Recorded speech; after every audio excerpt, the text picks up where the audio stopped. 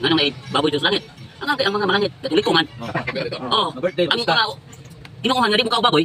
O di, yun ang malangit, kay mao may konsumo dito. Ato pa, kung dili dadto ng mga katuliko sa langit, kinsa may mga una to. Kaya, ningon si Kristo po, ningon po si Kristo, nga kamo mga og manginom. Ang baboy mo na sumsuman sa bino ito. Ano naman, kasal man na ni Kristo. Ano to ni sumsuman daan di pa da. Tinuod ba ang iyang giingon nga ang mga Katoliko maoy malangit kay sila maoy mo konsumo sa baboy dito og ila kining himuong sumsuman? Atong basahon ang Biblia. Pamati, moabot ang Ginoo inuban sa kalayo.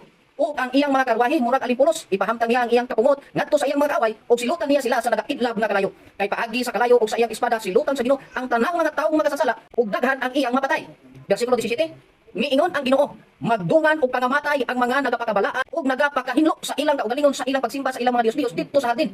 Mga matay sila samtang nagakaon og baboy, ilaga ug sa uban pang pagkaon nga giisip nga hugaw. Klaro mga kaigalaan nga di ay malangit ang gakaon og baboy. Di ni sila magsumsuman dito sa ginharian sa langit.